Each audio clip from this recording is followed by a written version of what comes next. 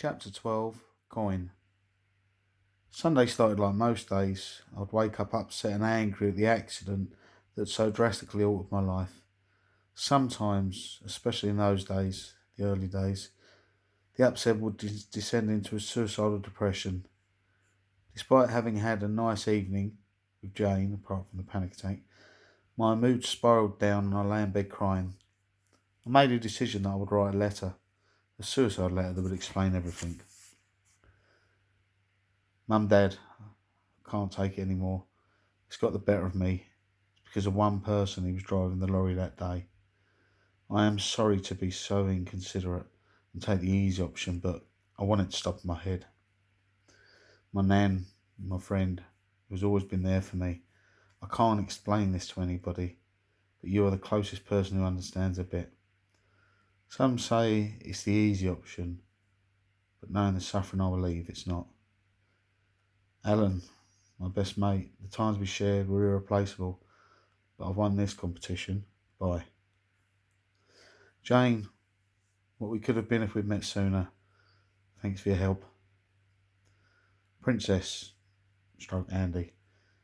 Without you, I'd never have lived this long. Thanks for all the support at work, mate. Cheers. Kevin. I sat there. I even made a plan of how I wanted my funeral to go down to the colours people wore. I wanted Alan in white. I wanted to make him realise how out of place I felt. It wasn't a nice thing to do, punishing him for how I felt. My brain was not in a good place and I was lashing out. So now all I had to do was decide whether to actually kill myself. And I put it all on the toss of a coin. Heads I would die, tails I would live like a dog, tail between the legs, cowering. I held the coin in my hand, mentally saying all my goodbyes to everyone. Eventually I had to say my goodbyes, and it was time to flip the coin. I flicked it. Tails. I had to live. Fate had decreed it through a coin toss. I couldn't stop having suicidal thoughts, but I fought against them harder than ever. Sunday continued for me, and I destroyed the suicidal note. No one would have ever had to read it, but the words stayed with me. The next day I woke up for work, felt a lot better, even happy in a way. Maybe it was because I was here, maybe it was my brain healing, I don't know. But my choice was made. I just had to get on with life now. Life has a habit of moving on for everyone. I was learning to deal with the world again, and changes were happening to my friends too. Some people at work were talking of leaving Daytona for jobs elsewhere, and I knew that I would miss them. Before the accident, I used to go on Sunday motorbike rides with Alan and Ozzy, either on my own bike or riding pillion with Ozzy. I missed that feeling of freedom, just enjoying the ride. But today was a major change for Ozzy. There was a ring at the door. As I opened the door, I saw Ozzy standing there. Instead of a hello, the first words out of his mouth were, "Kev, I bought a car." I would have been less surprised if he'd said he was an alien in disguise.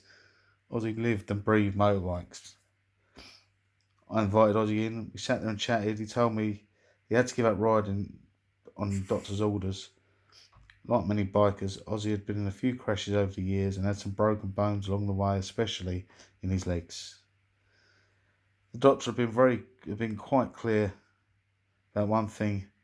If Ozzy broke his leg again, he'd have a severe chance it would not heal properly and that he could even lose the use of it. I used to enjoy riding with Ozzy. Granted, he wasn't the quickest biker, sometimes got left behind, but I enjoyed riding with him. One of my favourite rides we shared were on Friday nights. We'd all go to the bikers meet on Chelsea Bridge. Ozzy in a car. I'd honestly thought that day would never happen, but things and people change. That week, emails and Friends Reunited messages flew between me and Jane. We agreed to meet up again that Friday, and I couldn't wait for Friday. That Friday evening, it arrived and I raced home to get changed. I think Mum was nearly as excited as me. It was good for her to see me feeling, well, so alive. "With Jane, is it?" she asked. My huge grin was all the answer she needed. Mum laughed as I flapped about, getting washed, getting changed. I was still upstairs getting ready when Jane pulled up outside and hooed the car for me. Mum went out and asked her to come in and wait while I finished getting ready. I was a bit concerned that Jane might feel pressured by that, but when I came downstairs, she and Mum were chatting like old friends. It was really nice to see. But I wanted to be on my own with Jane. Jane said goodbye to Mum, and we left, heading for a new bar in Clapham, South London. It was a nice bar, but I think Jane was still a little bit uncomfortable because I still wasn't drinking alcohol. We found a quiet corner and chatted.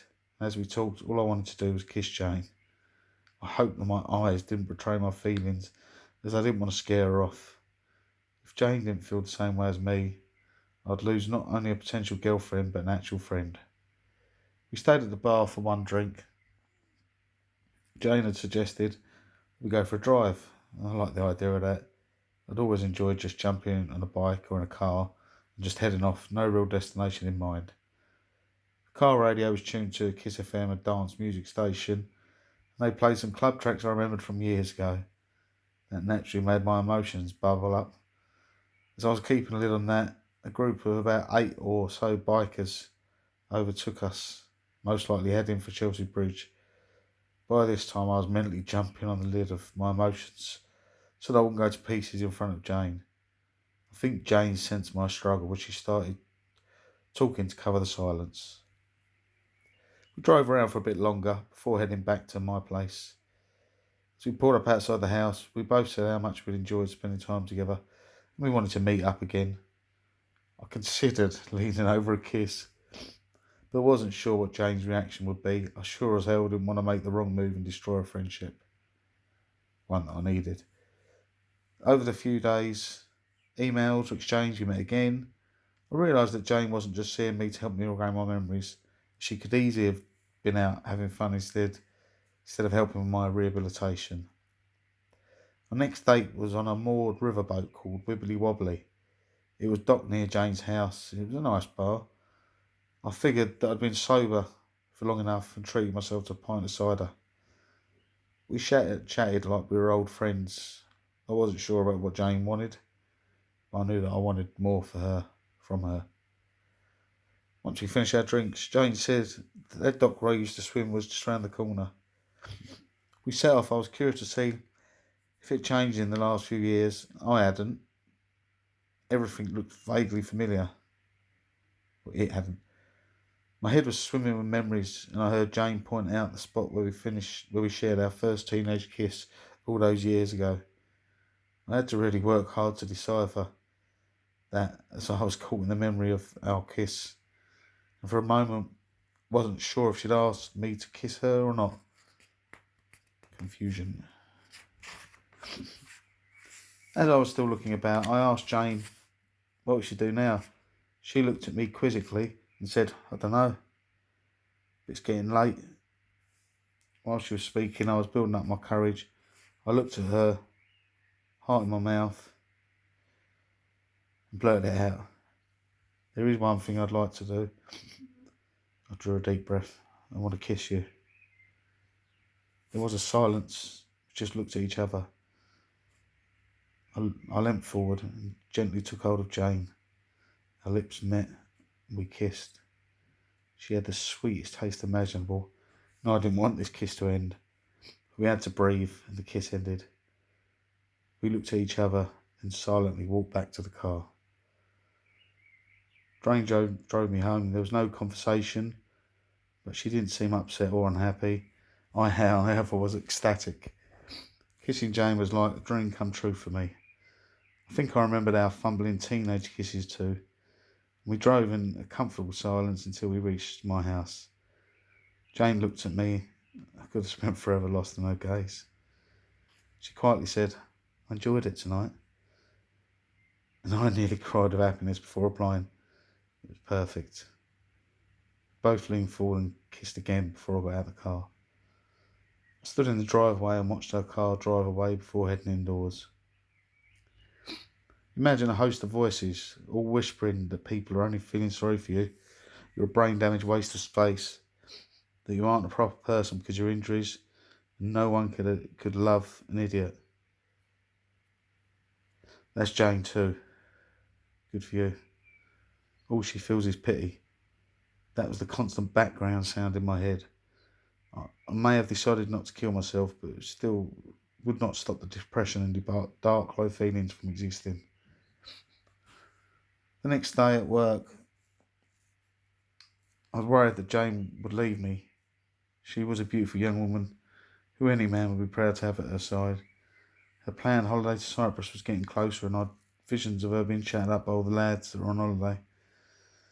I knew that I felt so much better that she was near. My personal demons were quiet down. I needed to know that she was with me. So in the middle of the day, I telephoned her and asked her to be my girlfriend. Jane giggled and said that she would think about it and speak to me that evening. I knew that "will you be my girlfriend" sounded as if it come from a 14-year-old boy, but it was important to me, and that's where my brain was at. The rest of the day flew by.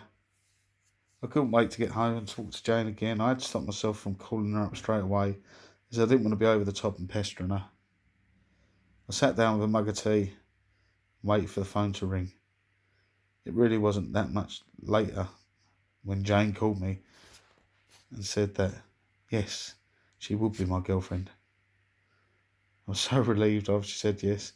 I think my grin met itself at the back of my head. After chatting with Jane some more, I decided to go and see Alan. I hadn't seen him for a while and wanted to share my good news with him. I think I talked his ears off, but he was glad to see me so happy and wanted to meet Jane too. It was a fantastic feeling to have friends, family and a girlfriend who loved me, brain injuries and all. Not everyone was as nice though.